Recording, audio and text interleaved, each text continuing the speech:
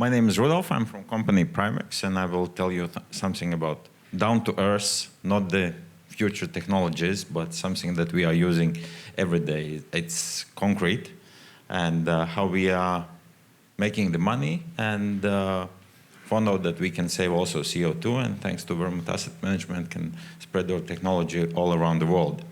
So we began as small company 22 years ago with making concrete coatings, and everything went well in the beginning. And then we found out that coatings are peeling off, and customers are start to complain. And we were examining what's the problem, and we found out that the problem is the concrete. And then we were thinking, how come on the earth we have Roman structures made from the concrete standing for more than, almost 2,000 years. And nowadays we are making traditional concrete with traditional reinforcement that sometimes are failing even in 20, 30 years.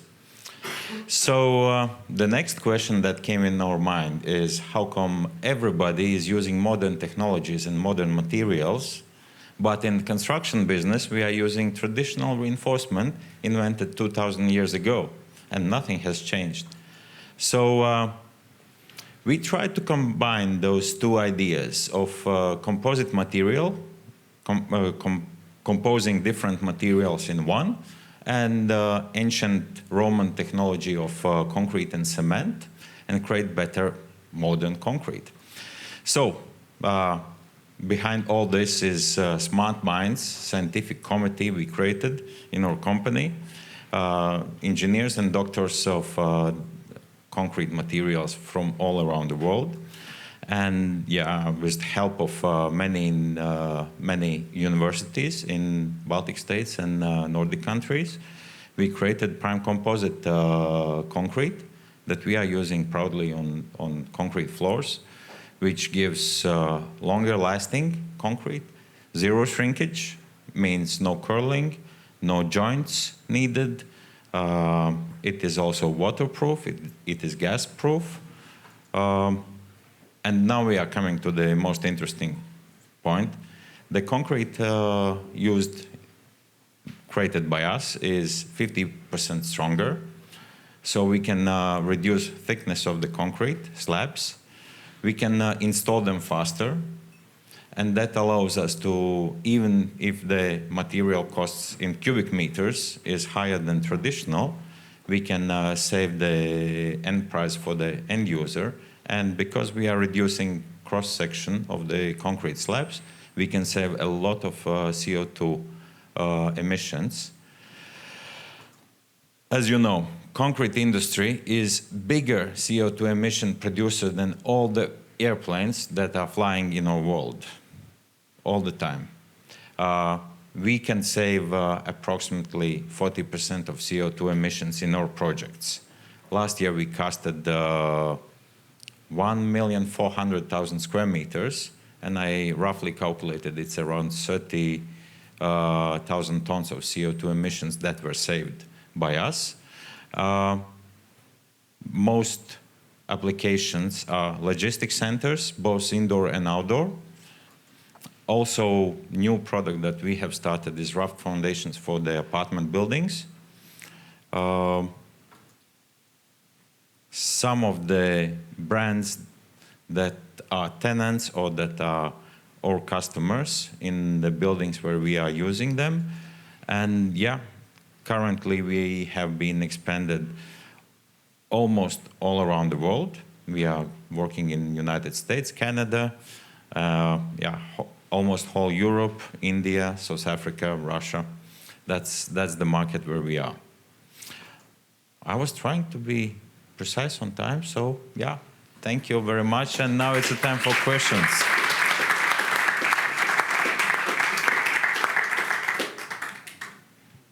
So I see one question over there right away. Hi, my name is David. Sounds like a nice product. So my question is the recyclability and basically what kind of a material do you mix into the concrete? And if maybe you can say something about that, and is it recyclable? Thank you. Yes, it is recyclable as any concrete. So what we are mixing is a special additive that allows concrete to increase the volume. So instead of shrinking, as every concrete does, the concrete in the first hand expands, and that compensates the shrinkage afterwards. It's recyclable as any other concrete. So yeah, and the life cycle, the first floor was casted 12 years ago. We have a project in Norway, Oslo, near Oslo. It's in service and it's heavily used and it's in very good shape. I visited it 2 years ago. I looked at it. So yeah, the life cycle of our concrete is, we predict it's better than the traditional one. Rudolf, Norman Pater, I love your presentation. I'd like to know more about your business and in particular, what are you valuing the company at, and are you looking for investments from people like us here today? This is something you can ask to Vermont Asset Management, but I'm here, yeah. This we can discuss. About the product, yes, we like expansion, and we are currently expanding quite a lot in the United States.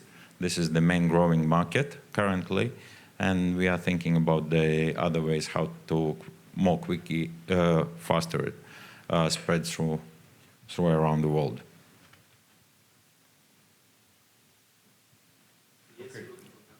Yes, okay.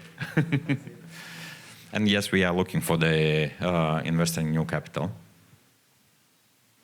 Okay, one more last question. Hi, I'm Stefan Schurig from the Foundation's 20 platform. Thanks for the presentation. I think you're a little bit doing playing down the importance of this hugely important subject of decarbonizing cement and building materials.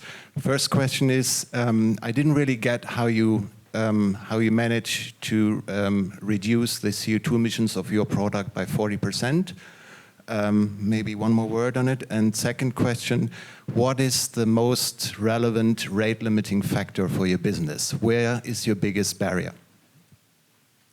So the CO2 emissions are reduced because we are reducing thickness of floor slabs.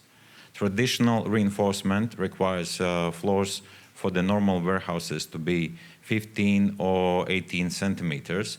With our technology, you can do it around 10, 11 centimeter thickness. The same applies for the slabs on piles, same applies for the raft foundations. We are reducing thickness because the material itself is much stronger, stiffer, and that allows us to save the CO2 emissions.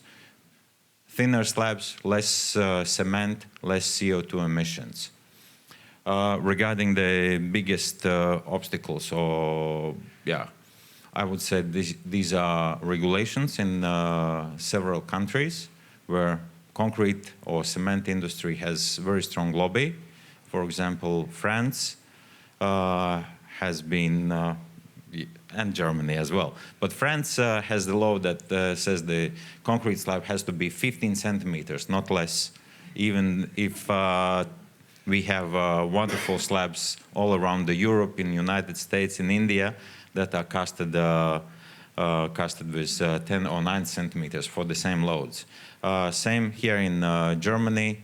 There are huge regulations that are forbidding any kind of yeah, innovations in the system, and cement industry is pushing huge lobby to have the traditional design because, well, if we are coming and selling thinner floors, they are losing their market. Okay, thank you very much, Rudolf.